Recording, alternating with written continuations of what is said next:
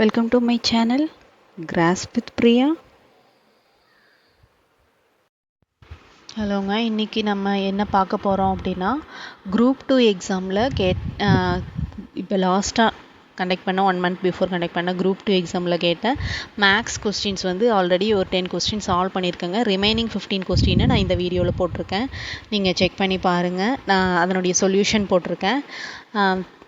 இதே மாதிரி நீங்கள் கண்டினியூஸாக என்னோடய சேனல் பார்த்துட்டு இருந்தீங்கன்னா நெக்ஸ்ட்டு நான் ப்ரீவியஸ் இயர் கொஸ்டின்ஸு இல்லை இந்த இயர்ஸ் மற்ற கொஸ்டின்ஸு அதனுடைய மேக்ஸ் வீடியோஸ் எல்லாமே மேக்ஸ் கொஸ்டின்ஸ் எல்லாமே சால்வ் பண்ணி வீடியோவாக கொடுக்கலான் இருக்கேங்க. செக் பண்ணி பாருங்கள். இது உங்களுக்கு இதில் ஏதாவது உங்களுக்கு டவுட் இருந்ததுன்னா எனக்கு கமெண்ட் செக்ஷனில் சொல்லுங்கள். நான் உங்களுக்கு கண்டிப்பாக ரிப்ளை பண்ணுறேங்க. கண்டினியூ வாட்சிங்.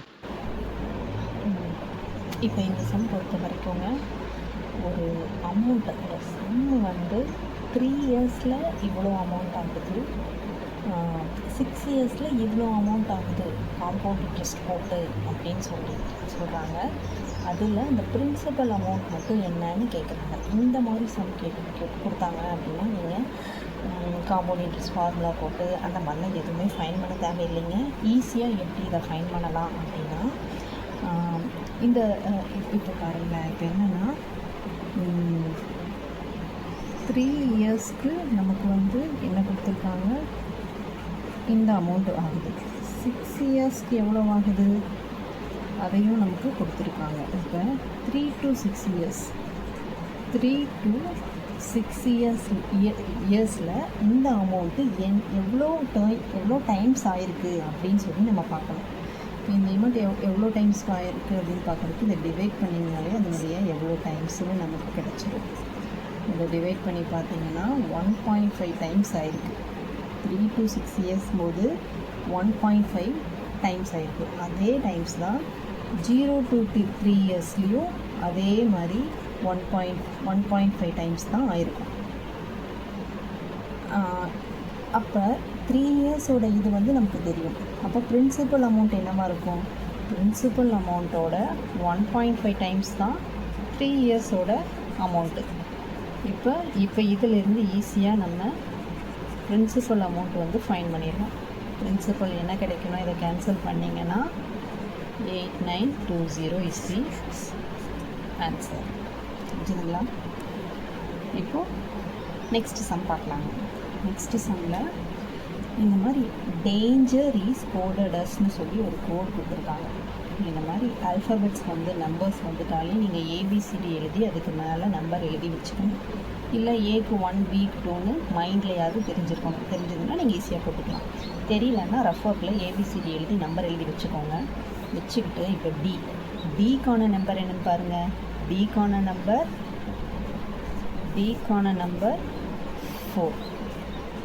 டேஞ்சர் அது எல்லாத்துக்கும் அதனுடைய நம்பர் எழுதிக்கோங்க. ஏக்கான நம்பர் 1, என்னுக்கான நம்பர் 14, ஜிக்கு 7, ஈக்கு 5, ஆர்க்கு 18. இப்போது அந்தந்த நம்பர் எழுதியாச்சு. இந்த நம்பரையும் கம்பேர் பண்ணி பார்க்கணும். டிக்கான நம்பர் வந்து 4 தான். ஆனால் நமக்கு கொடுத்துருக்கிற கொஸ்டினில் என்ன கொடுத்துருக்காங்க, 10 கொடுத்துருக்காங்க. இப்போ எவ்வளோ ஆட் ஆகிருக்கு, 6 ஆட் ஆகிருக்கு. 6 ஆட் ஆனால் என்ன கிடைக்குது, 10. அதே மாதிரி அடுத்த நம்பரோட 6 ஆட் ஆனால் என்ன கிடைக்கும், 7. அடுத்த நம்பரோட 6 ஆட் ஆனால் என்ன கிடைக்கும். இந்த மாதிரி பார்த்தீங்கன்னா நமக்கு கொடுத்துருக்கிற கோடு வந்துருச்சு. இப்போ என்ன பண்ணணும், கொடுத்துருக்கிற ஆல்ஃபபெட்டோட நம்பர் எழுதணும், அதோட 6 ஆட் பண்ணணும். அதுதான் இதுக்கான பேட்டர்ன், இந்த சம்முக்கான பேட்டர்ன். இப்போ மெஷினோட இதே மாதிரி மெஷினை கோட் பண்ணுங்கள் அப்படின்னு சொல்கிறாங்க. அப்போ மெஷினை கோட் பண்ண என்ன கிடைக்கும், அதே மாதிரி மெஷினோட நம்பர் எழுதுங்க. நம்பர் எல்லாத்தையும் எழுதிட்டு நம்ம என்ன பண்ணணும், அது கூட 6 ஆட் பண்ணி எழுதணும். 6 ஆட் பண்ணி எழுதுனா என்ன வருதோ அதுதான் நம்மளுடைய ஆன்சர். புரிஞ்சுதுங்களா? இதுதான் நம்மளுடைய ஆன்சர். ஓகேங்களா? இப்போ நெக்ஸ்ட் சம் பார்க்கலாம். ஓகே, இந்த சம் பொறுத்த வரைக்கும் சம் அண்ட் ஏரோ மார்க்ஸ் கொடுத்துருக்காங்க. ஒரு ஏரோக்கும் என்ன ஆப்ரேஷன் பெர்ஃபார்ம் பண்ணணும் அப்படிங்கிறதும் சம்மில் கொடுத்துட்டாங்க. இப்போ நம்ம இதில் என்ன பண்ணணும்னா ஒரு ஆப்ஷனாக தான் நம்ம போய் ஆகணும். ஃபஸ்ட்டு ஆப்ஷன் ஏ போட்டு பார்த்தோம் அப்படின்னா ஆப்ஷன் ஏயில் கொடுத்துருக்கிறது அப்படியே மேத்தமெட்டிக்கல் ஆப்ரேஷனில் எழுதணும். ஏரோ இந்த சைடு போனால் என்ன, நமக்கு சப்ராக்ஷன். அந்த மாதிரி ஒவ்வொன்றையும் பார்த்து கரெக்டாக எழுதிக்கோங்க.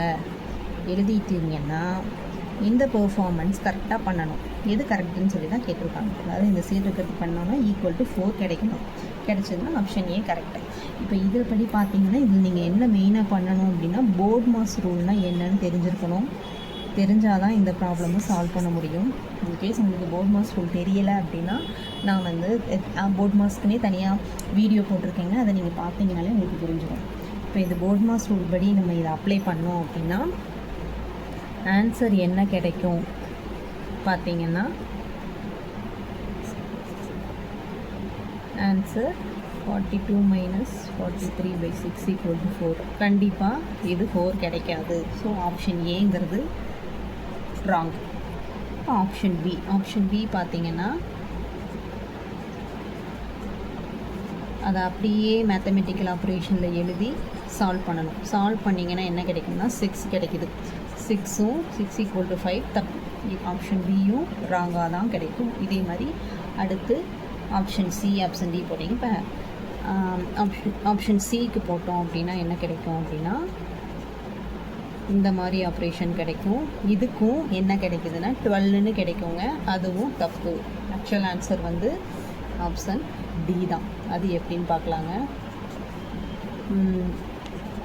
இதை நீங்கள் அந்த போர்ட்மாஸ் ரூல் தெரிஞ்சதுன்னா உங்களுக்கு கரெக்டாக நீங்கள் பெர்ஃபார்ம் பண்ணுறதுக்கு ஈஸியாக இருக்கும். தெரியலை அப்படின்னா கொஞ்சம் ப்ளஸ் பண்ணுறது, மைனஸ் பண்ணுறது, மல்டிப்ளை பண்ணணுமா, டிவைட் பண்ணணுமா, எதை ஃபஸ்ட்டு பண்ணணும் அப்படிங்கிற கன்ஃபியூஷன் இருந்ததுன்னா இதுக்கு கண்டிப்பாக உங்களால் ஆன்சர் ஃபைன் பண்ண முடியாது. இந்த ஆன்சர் கரெக்ட். ஆப்ஷன் டி தான் கரெக்ட் ஆன்சர். ஓகேங்களா? இப்போது நெக்ஸ்ட் ப்ராப்ளம் பொறுத்த வரைக்கும் இது ஈஸி தாங்க. Time and work problem. A வந்து 12 டேஸில் முடிக்கிறாங்க, பி வந்து 15 டேஸில் முடிக்கிறாங்க, சி 20 டேஸில் முடிக்கிறாங்க. அப்படின்னா இந்த மாதிரி கொடுத்துட்டாலே இது வந்து 12 டேஸில் முடிக்கிறாங்கன்னா டோட்டல் ஒர்க்கு நம்ம ஃபஸ்ட்டு ஃபைன் பண்ணிக்கணும். டோட்டல் ஒர்க் ஃபைன் பண்ணுறதுக்கு இந்த கொடுத்துருக்கிற நம்பர் ஆஃப் டேஸோட எல்சிஎம் எடுக்கணும். எல்சிஎம் எடுத்திங்கன்னா உங்களுக்கு டோட்டல் ஒர்க் கிடச்சிடும். சரிங்களா? டோட்டல் ஒர்க்கை ஃபஸ்ட்டு நீங்கள் ஃபைன் பண்ணியே ஆகணும். இப்போது டோட்டல் ஒர்க் என்னங்க? 60 ஒர்க் இருக்குது. டோட்டலாக 60 ஒர்க் பண்ணணும். ஏ வந்து 12 நாள் ஒர்க் பண்ணுது அப்படின்னா ஏ வந்து 1 டே பர் டேயில் எவ்வளோ ஒர்க் பண்ணும்? ஏ பர் டேயில் எவ்வளோ ஒர்க் பண்ணால் அந்த 60 ÷ 2. 60 ÷ 2 5. ஒரு நாளைக்கு 5 வேலை முடிக்குங்க. பி ஒரு நாளைக்கு 4 வேலை, சி ஒரு நாளைக்கு 3 வேலை முடிப்பாங்க. 3 பேர் சேர்ந்து ஒரு நாளைக்கு 12 வேலை முடிப்பாங்க. சரிங்களா? ஏன் இதை ஃபைன் பண்ணி வச்சுருக்கோன்னா நெக்ஸ்ட்டு அவங்க 3 பேரும் சேர்ந்து 2 நாள் ஒர்க் பண்ணுறாங்க. அதுக்கப்புறம் சி லெஃப்ட் ஆயிடுது. 3 பேரும் சேர்ந்து 2 நாள் ஒர்க் பண்ணுறாங்க. 3 பேர்த்தோட பர்த்டே ஒர்க்கு 12ன்னு நமக்கு தெரியும். அப்போ 2 நாளைக்கு அவங்க எவ்வளோ ஒர்க் பண்ணியிருப்பாங்க? 24 ஒர்க்கு. ஆல்ரெடி 60 ஒர்க்கில் 24 ஒர்க்கு முடிஞ்சுது.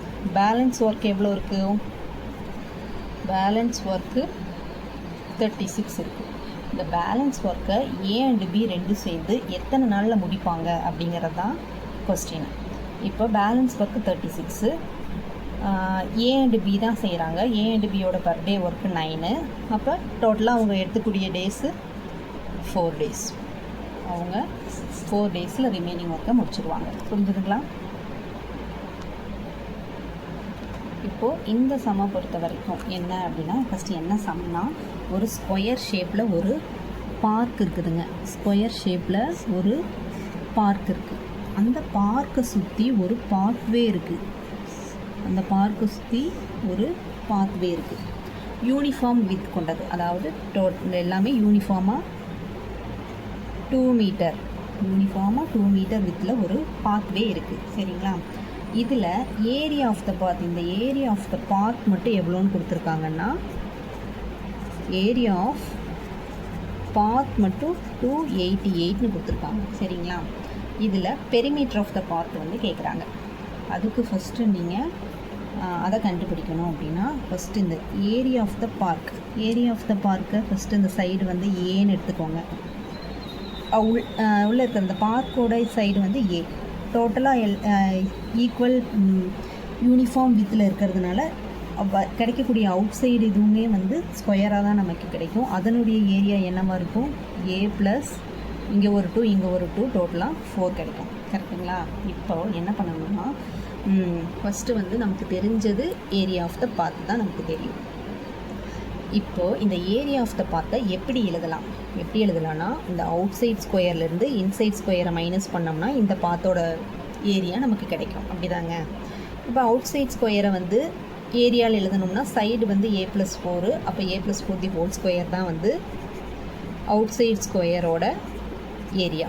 அதிலிருந்து இன்சைட் ஸ்கொயரோட ஏரியாவை சப்ராக்ட் பண்ணணும். இன்சைட் ஸ்கொயருக்கு சைடு a, அதனுடைய ஏரியா என்ன? a × a ஸ்கொயர். புரியுதுங்களா? அதுதான் area of the path. Area of the பாத்தை இந்த மாதிரி எழுதிக்கலாம். இப்போ இதில் இருந்து நம்ம ஏவை ஃபஸ்ட்டு ஃபைன் பண்ணிக்கணும். ஏ ஃபைன் பண்ணால் என்ன கிடைக்குங்க? இது a + b whole square formula தான். a + b ஹோல் ஸ்கொயர் ஃபார்முலாவை அப்ளை பண்ணி நம்ம இதை சிம்பிளிஃபை பண்ணி ஏவோட வேல்யூவை கண்டுபிடிச்சிடலாம். சரிங்களா? 8a = 16 இங்கே மைனஸ் ஆயிடுச்சுன்னா இப்படி கிடைக்குங்க. இப்போ ஏவோட வேல்யூ 272 / 8, ஏவோட வேல்யூ 34. இப்போது ஏ கண்டுபிடிச்சிட்டோம். இப்போ என்ன கேட்குறாங்க? பெரிமீட்டர் ஆஃப் த பார்க்கோட ஒரு சைடு வந்து ஏ வந்து 34. பெரிமீட்டர் ஆஃப் த பார்க்னா perimeter of square. Perimeter of square formula என்ன? Perimeter of the square formula 4a. கரெக்டுங்களா? அப்போ 4 × 34. 4 × 34 ஆன்சர் என்ன? 136. 136 தான் இதனுடைய ஆன்சர். இப்போ நெக்ஸ்ட் இந்த அடுத்த ப்ராப்ளம் பார்க்கலாங்க. அடுத்த ப்ராப்ளம் பொறுத்த வரைக்கும் 1 செகண்ட். அடுத்த ப்ராப்ளமில் என்னென்னா சிம்பிள் இன்ட்ரெஸ்ட் வந்து ஏங்கிற ஒருத்தர் வந்து பிரின்சிபல் அமௌண்ட் கொடுத்துருக்காங்க, ரேட் ஆஃப் இன்ட்ரெஸ்ட் கொடுத்துருக்காங்க, சிம்பிள் இன்ட்ரெஸ்ட். பியும் ஒருத்தர் என்ன பண்ணுறாருன்னா principal amount, rate of interest, simple interest இதை கொடுத்துட்டாங்க. இதில் என்ன கொடுத்துருக்காங்கன்னா how many years will their amount be equal? Amount ஏதோ ஒரு வருஷத்தில் ஈக்குவல் ஆயிடுது, அந்த இயர்ஸ் என்ன அப்படின்னு கேட்குறாங்க. இப்போ இதுதான் வந்து நமக்கு க்ளூ. அப்போ என்னென்னா இதனுடைய அமௌண்ட்டும், அதாவது ஃபஸ்ட்டு ஏவோட அமௌண்ட்டும் பியோட அமௌண்ட்டும் ஏதோ ஒரு இயர்ஸில் ஈக்குவல் அப்படிங்கிறது தான் ஃபஸ்ட்டு இது. ஏவோட அமௌண்ட், அதுக்கு ஃபஸ்ட்டு அமௌண்ட், சிம்பிள் இன்ட்ரெஸ்ட்டோட அமௌண்ட் ஃபார்முலா என்ன அப்படின்னா பிரின்சிபல் ப்ளஸ் எஸ்ஐ தாங்க அது. இப்போ ஏவோட அமௌண்ட்டும் பியோட அமௌண்ட்டும் ஈக்குவல் அப்படின்னா ஏவோட பிரின்சிபல் அமௌண்ட் என்ன நமக்கு தெரியும். சரிங்களா? அப்போ திரும்ப எஸ்ஐ என்ன பண்ணுவோம்? PNR/100ங்களா? எஸ்ஐனா PNR/100. கரெக்டுங்களா? இப்போது PN தெரியாது, ஏன்னா அதை தான் நம்ம கண்டுபிடிக்கணும். PNR/100. அதே மாதிரி பியோட அமௌண்ட்டுக்கு என்ன பண்ணணும்? Principal amount plus PNR/100. இப்போது இதையே சால்வ் பண்ணி நம்ம n கண்டுபிடிக்க போகிறோம். சரிங்களா? எப்படி சால்வ் பண்ணலாம்? இந்த அமௌண்ட் இந்த சைடு வந்துருச்சுன்னா என்னங்க? 16,000 - 12,000 4,000 ஆயிருங்களா? இது வந்து இந்த சைடு போயிடுதுங்களா? இந்த சைடு போனால் இதில் நம்ம காமனாக என்ன வெளியில் எடுக்கலாங்க? ஃபஸ்ட்டு இந்த 0 0 கேன்சல் பண்ணிக்கோங்க.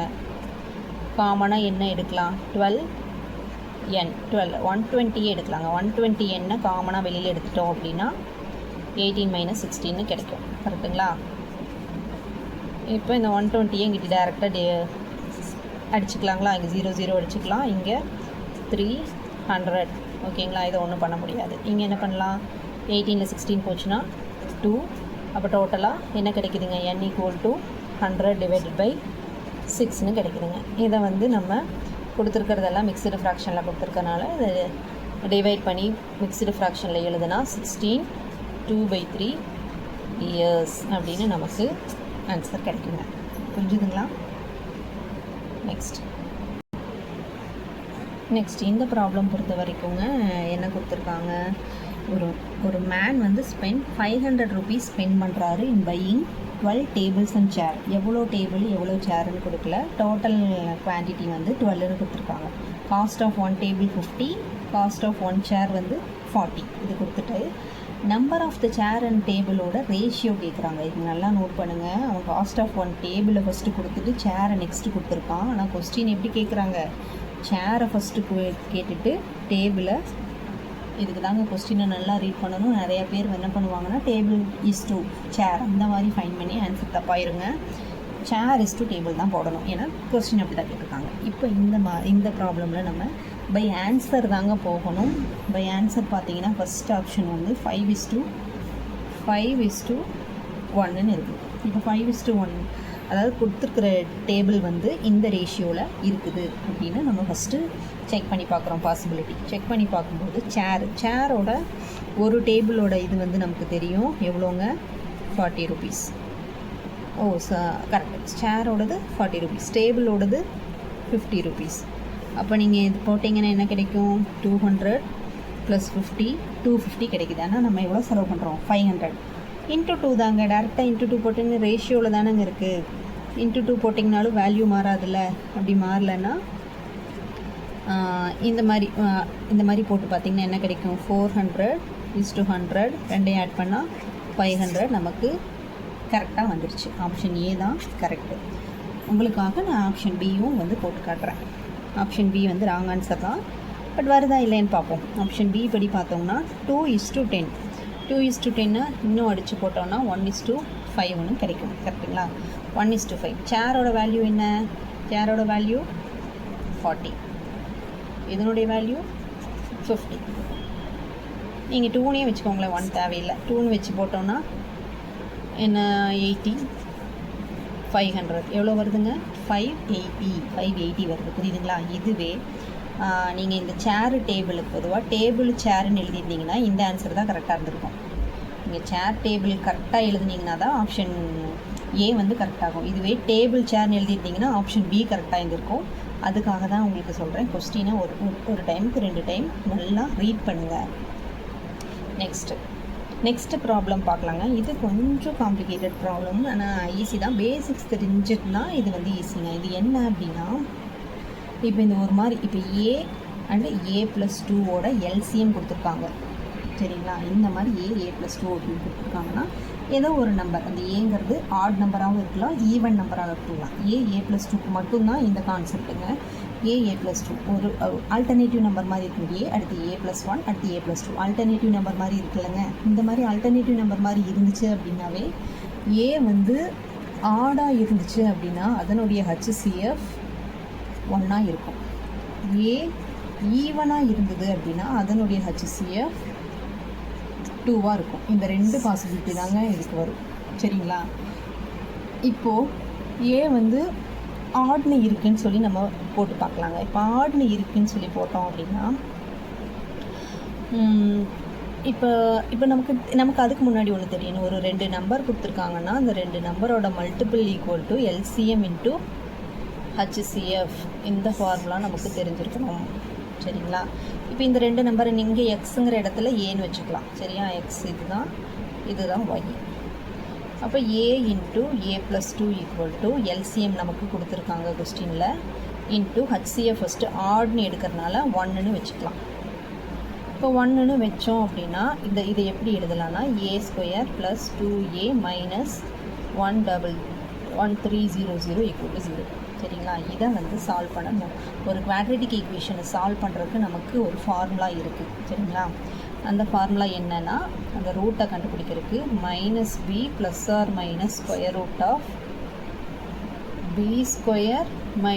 4ac) / 2a இப்படின்னு நமக்கு ஒரு ஃபார்முலா இருக்குது. இந்த a வேறு, இந்த a வேறு. இந்த a என்ன அப்படின்னா இந்த ஃபார்முலாவில் போடக்கூடிய a என்ன அப்படின்னா a வந்து 1, b வந்து 2, c வந்து -1300. புரியுதுங்களா? இதனுடைய முன்னாடி இருக்கக்கூடிய நம்பர்ஸ் கோஎஃபிஷியன்ட் சொல்லுவாங்கள்ல, இதனுடைய கோஎஃபிஷியன்ட் தான் இந்த ஃபார்முலாவில் போடக்கூடிய ஏபிசி. சரிங்களா? இந்த a வேறு, இந்த a வேறு. இது ப்ராப்ளமில் கொடுத்துருக்குற a, இது இதில் போடக்கூடிய a. இப்போ இந்த வேல்யூ இதில் நம்ம சப்ஸ்டியூட் பண்ணோம்னா இந்த ரூட்டுக்குள்ளே இருக்கக்கூடிய வேல்யூ என்ன கிடைக்கிது அப்படின்னாங்க 5204 அப்படின்னு கிடைக்குதுங்க. ஒரு ஸ்கொயர் ரூட்லேருந்து வெளியில் எடுத்தால் தான் நம்ம ரூட்டே எடுக்க முடியும். இந்த ரூட்குள்ளே இருக்கிற வேல்யூ மட்டும் நம்ம பார்த்தோம்னா 5200 கிடைக்குது, 5204 கிடைக்குது. அந்த 5204 வந்துங்க பர்ஃபெக்ட் ஸ்கொயர் கிடையாது. பர்ஃபெக்ட் ஸ்கொயராக வெளியில் எடுக்க முடியாது. உங்களுக்கு ஸ்கொயர் ரூட்லேருந்து அதனுடைய வேல்யூ கண்டுபிடிக்கிறது எப்படின்னு தெரியலைன்னா நான் ஸ்கொயர் அண்ட் ஸ்கொயர் ரூட்னு வீடியோஸ் தனித்தனியாக போட்டிருக்கேங்க. ஸ்கொயர் அண்ட் ஸ்கொயர் ரூட்னு வீடியோ இருக்கும், க்யூப் ரூட் வீடியோ இருக்கும். எல்லாமே கொஞ்சம் செக் பண்ணி பாருங்கள். உங்களுக்கு ஈஸியாக இந்த ஸ்கொயர் ரூட்லேருந்து ஈஸியாக எப்படி வெளியில் எடுக்கிறதுன்னு கண்டுபிடிக்கலாம். இந்த ப்ராப்ளம் பொறுத்த வரைக்கும் இது பர்ஃபெக்ட் ஸ்கொயர் இல்லை அப்படிங்கிறதுனால இதை நம்ம இதுக்கு மேலே சால்வ் பண்ண தேவையில்லை. ஏன்னா பர்ஃபெக்ட் ஸ்கொயராக இருந்தால் தான் நமக்குனால ரூட் ஃபைன் பண்ண முடியும். ஸோ ஏ வந்து கண்டிப்பாக ஆட் நம்பர் கிடையாது. இப்போது ஏ ஈவன் நம்பர் அப்படின்னு வச்சு போட்டோன்னா அப்போ என்ன பண்ணுவீங்க? HCF அப்போ என்ன சொல்லியிருக்கேன்? ஏ ஈவன்னா HCF வந்து இன்ட்டு 2, HCF வந்து 2ன்னு எடுத்துக்கணும். இப்போ இந்த ப்ராப்ளமை சால்வ் பண்ணிங்கன்னா இந்த மாதிரி ஒரு ஈக்குவேஷன் கிடைக்கும். இப்போ இந்த ஈக்குவேஷனில் வரக்கூடிய ஏபிசியை எடுத்து இதில் போட்டு சால்வ் பண்ணணும். அப்படி சால்வ் பண்ணிங்கன்னா உங்களுக்கு கிடைக்கக்கூடிய ஆன்சர் என்னமா இருக்கும் அப்படின்னா -2 ± b ஸ்கொயர் -4ab போட்டிங்கன்னா இந்த ஆன்சர் கிடைக்கும், டிவைடட் பை 2a. சரிங்களா? இதை சால்வ் பண்ணோம்னா நமக்கு கிடைக்கக்கூடிய ஏவோட ஆன்சர் 50. இப்போது கொஸ்டின் பண்ணலாம். கொஸ்டினில் என்ன கேட்குறாங்க? LCM of a and a+1. LCM of a and a+1. a வந்து 50, a+1னா 50 + 1 51. இது ரெண்டுக்கும் LCM எடுக்கணும். இது ரெண்டும் அடுத்தடுத்த நம்பருங்கிறதுனால இதனுடைய LCM என்னவாக இருக்கும்னா இது ரெண்டோட மல்டிப்பிளாக தான் இருக்கும். ஸோ இது ரெண்டோட மல்டிப்பிள்னா ஆன்சர் என்ன? 2550 தான் ஆன்சர். ஓகேங்களா? நெக்ஸ்ட் இந்த ப்ராப்ளம் பொறுத்த வரைக்கும் இது ரொம்ப ஈஸிங்க. ஒரு 2 நம்பரோட ரேஷியோ கொடுத்துருக்காங்க. அதனுடைய HCFும் என்னன்னு கொடுத்துருக்காங்க, 13ன்னு கொடுத்துருக்காங்க. இதனுடைய நம்பர்ஸ் ஃபைன் பண்ணணும்னா ஒன்றுமே இல்லைங்க. இது ரெண்டுலேயுமே 13 மல்டிபிள் பண்ணிங்கனாலே அந்த 2 நம்பரு கிடச்சிடும். சரிங்களா? இப்போ இதை 2 மல்டிபிள் பண்ணும்போது ஆன்சர் என்ன கிடைக்கும் அப்படின்னா 195 அண்டு 143. இதுதாங்க இந்த ப்ராப்ளமோட answer. Very simple. Okay, next sum பார்க்கலாங்களா? இந்த நெக்ஸ்ட்டு சம் பொறுத்த வரைக்குங்க least number of square tiles required to pave the ceiling of a room 15 meter 17 centimeter long and 9 meter 2 centimeter broad. அப்போ ஒரு ரூம் இருக்குங்க. அந்த ரூமோட லென்த் என்னவா இருக்குது? 15 மீட்டர் 17 சென்டிமீட்டர். பிரெட்த்து வந்து 2 மீட்டர் 3 சென்டிமீட்டர். இது எல்லாமே மீட்டர் சென்டிமீட்டர் கம்பைண்டாக இருக்கனால எல்லாத்தையும் ஒரே இதாக மாற்றிக்கணுங்க. மீட்டர் 2 சென்டிமீட்டர் மாற்றணும் அப்படின்னா 100ஆல் மல்டிபிள் பண்ணணும். இது 100ஆல் மல்டிபிள் பண்ணி ஆட் பண்ணிங்கன்னா 15 இப்படி கிடைக்கும். இது வந்து இப்படி கிடைக்கும். சரிங்களா? இதை வந்து இப்படி கிடைக்கும். புரியுதுங்களா? இப்போது இந்த ரூமில் நம்ம என்ன பண்ணுறோன்னா ஸ்கொயர் டைல்ஸ் வந்து ஓட்ட போகிறோம். அப்படி அந்த ஸ்கொயர் டைல்ஸ் ஓட்டணும்னா எத்தனை மினிமமாக least number of square tiles எவ்வளோ தேவைப்படும் அப்படின்னு தான் நம்ம இப்போ ஃபைன் பண்ண போகிறோம். இந்த மாதிரி ப்ராப்ளம்க்கு என்ன பண்ணணும்னா ஃபஸ்ட்டு இந்த கொடுத்துருக்கிற 2 இதுக்கும் HCF எடுக்கணும்.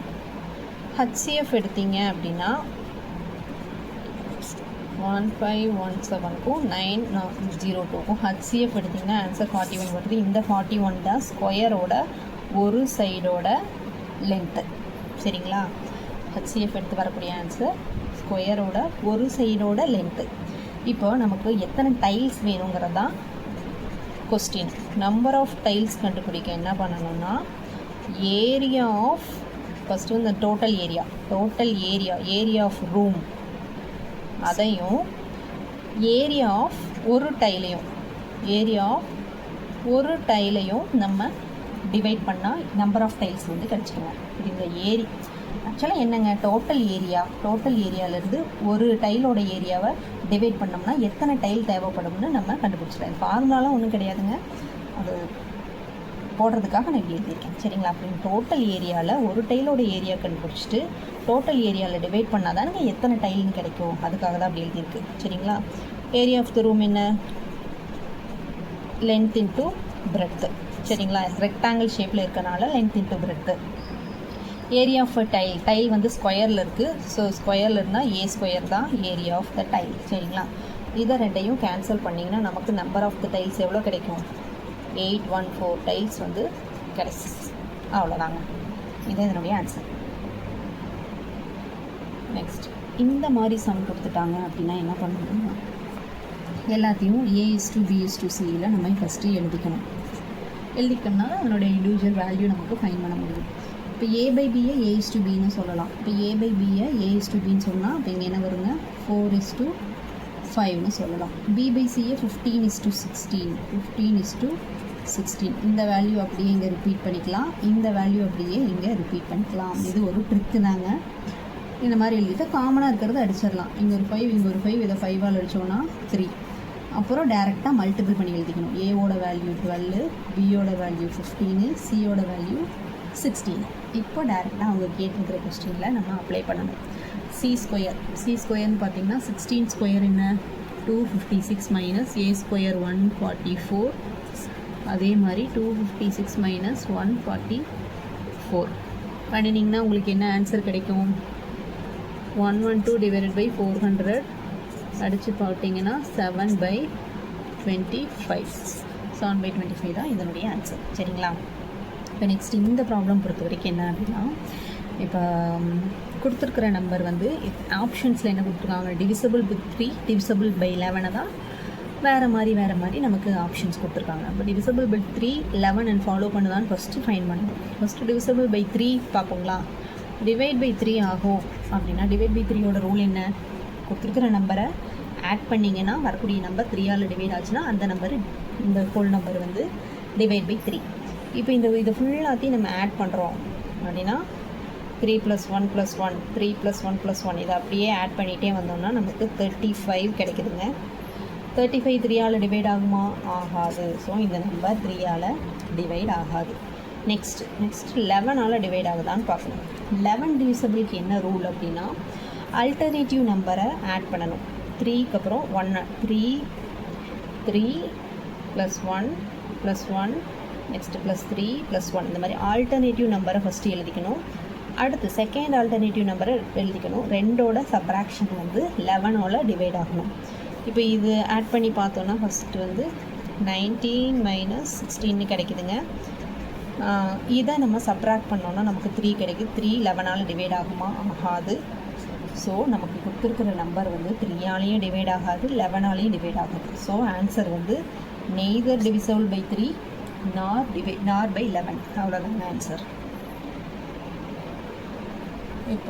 இப்போ இந்த ப்ராப்ளம் பொறுத்த வரைக்குங்க A1, B2, C3 அப்படி Z26 வரைக்கும் கோட் நமக்கு தெரியுங்க நம்பர். அது நீங்கள் எழுதி வச்சுக்கிட்டிங்கன்னா முன்னாடியே சொன்ன மாதிரி தாங்க, ரஃபர்ட்டில் எழுதி வச்சுக்கிட்டிங்கன்னா உங்களுக்கு ஈஸியாக இருக்கும். இப்போது A⁴B. இப்போ ஏக்கு வந்து நமக்கு 1ன்னு தெரியும். 1 பவர் பிக்கு 2 plus B power C plus C power A. இதனுடைய வேல்யூ என்ன கிடைக்குதுங்க? 1 + 8 + 3 = 12. நமக்கு ஆன்சர் 12ன்னு கிடைக்குது. சரிங்களா? இப்போது கொஸ்டின் என்ன கேட்டிருக்காங்க? will not be equal to, அதை நல்லா படிக்கணும். 12 இருக்கக்கூடாது அப்படின்னு கேட்டிருக்காங்க. இப்போ ஃபஸ்ட்டு ஆப்ஷனை நம்ம சால்வ் பண்ணோம் அப்படின்னா என்ன கிடைக்குங்க? எஃப்க்கு என்ன வரும்? 6 × 24 144. நமக்கு ஆன்சர் 12ன்னு கிடைக்குது. ஆனால் நமக்கு 12ன்னு கிடைக்கக்கூடாது. நம்ம இதை பார்க்காம விட்டுட்டோம்னா நமக்கு 12 வருதுன்னு இதை குறிச்சிட்டு போயிட்டே இருக்கோம். ஆனால் இங்கே will not equalங்கிறனால இந்த ஆப்ஷன் தப்பு. நெக்ஸ்ட்டு S - G இதுவும் நமக்கு 12 கிடைக்குது. ஸோ தப்பு. நெக்ஸ்ட்டு B × E 10 கிடைக்குது. 12 ஈக்குவல் இல்லை. ஸோ இதுதான் கரெக்ட். சரிங்களா? ஆப்ஷன் C தான் கரெக்டான ஆன்சர். புரிஞ்சுதுங்களா? உடனே அடுத்து நெக்ஸ்ட்டு சம் வந்து பார்க்கலாங்க. கொடுத்துருக்குற ஒரு டைஸில் 1ஓட ஆப்போசிட் 4, 2ஓட ஆப்போசிட் 5ன்னு கொடுத்துருக்காங்க. அப்போ ஆப்வியஸாக 3ஓட ஆப்போசிட் என்னவாக இருக்கும்? 6ஆக தான் இருக்கும். சரிங்களா? இப்போ இதை வச்சு எந்த ஆப்ஷன்ஸ் வந்து கரெக்டுன்னு பார்க்கலாம். ஃபஸ்ட்டு என்ன கொடுத்துருக்காங்க? 3 is adjacent to 4 and 6. 3 வந்து 4க்கும் 6க்கும் அட்ஜசன்ட்னு கொடுத்துருக்காங்க. ஆனால் அப்படி கிடையாது. ஏன்னா 3யோட ஆப்போசிட் நமக்கு 6ன்னு தெரியும். அங்கே அட்ஜசன்ட்டு கொடுத்துருக்கான். ஸோ இது தப்பு. Next 3 is adjacent to 5 and 6. திரும்ப எகெயின் 3 அட்ஜசன்ட் டு 6ன்னு தான் கொடுத்துருக்கான். அது தப்பு. ஏன்னா நமக்கு தெரியும் அது ஆப்போசிட்னு. Next 2 is adjacent to 3 and 6. 2 is adjacent to 3 and 6 இருக்கலாம். அது பாசிபிலிட்டி இருக்கலாம், இல்லாமையும் போகலாம். Next 1 is adjacent to 4 and 6. 1 is adjacent to 4 and 6 கிடையாது. ஏன்னா 1 ஆப்போசிட் டு 4 கொடுத்துருக்காங்க. ஸோ இந்த ஆப்ஷன் தப்பு. ஸோ நமக்கு option C is the right answer. ஓகேங்களா? இப்போ இந்த மாதிரி ப்ராப்ளம் கொடுத்துருக்காங்க அப்படின்னா நம்ம வந்து கிரேட்டர் தென் லெஸ் தென்னில் எழுதிக்கிட்டீங்க அப்படின்னா உங்களுக்கு கொஞ்சம் ஈஸியாக இருக்குங்க. அது எப்படின்னா, இப்போ எல்டர்னா கிரேட்டர், பி எல்டர் தென் கியூன்னு கொடுத்துருக்காங்க. அதே மாதிரி R elder than Q but younger than P. எங்கர்னா less than, R younger than P. அவங்க கொடுத்துருக்கிறத நீங்கள் கரெக்டாக ஃபார்ம் பண்ணிட்டீங்கனாலே போதும். அடுத்து S elder than P but younger than T. இப்போ இவங்க கொடுத்துருக்கிறதவே நம்ம ஒரே லைனில் எழுதிடணும். எப்படி எழுதலாம்? ஃபஸ்ட்டு இருக்கிறதுலே பெருசு என்ன? டி தான். D greater than S greater than P greater than R greater than Q. இதை கம்பைன் பண்ணி இந்த மாதிரி எழுதிக்கணும். உங்களுக்கு புரியுதுல? கியூ விட பி பெருசு, ஆனால் அடுத்த ஈக்குவேஷனில் கியூ விட ஆர் பெருசுன்னு கொடுத்துருக்காங்க. ஸோ ஆர் எழுதி அப்புறம் தான் பி எழுதணும். அதுக்கடுத்த இதில் வந்து D greater than S greater than P அது தனியாக கொடுத்துருக்காங்க. ஸோ இது எல்லாத்தையும் கம்பேர் பண்ணோன்னா இந்த மாதிரி எழுதணும். இப்போ இது எழுதிட்டிங்கனாலே என்ன கொஸ்டின் கேட்குறாங்களோ அதுக்கு தகுந்த மாதிரி நம்ம ஆன்சர் பண்ணிக்கலாம். ஹூ இஸ் த யங்கஸ்ட் ஈஸியாக கேட்டிருக்காங்க. யங்கஸ்ட் யார்? கியூ. கியூ தான் யங்கஸ்ட். புரிஞ்சுதுங்களா? அவ்வளோதாங்க. இது வந்து இந்த வருஷம் குரூப் 2ல் கேட்ட மேக்ஸ் கொஸ்டின். நம்ம இனி வரக்கூடிய வீடியோஸில் ப்ரீவியஸ் இயர் கொஸ்டினும் ஒரு கொஸ்டினாக நம்ம மேக்ஸ் வீடியோ வந்து சால்வ் பண்ணலாங்க. தேங்க்யூ ஃபார் வாட்சிங்.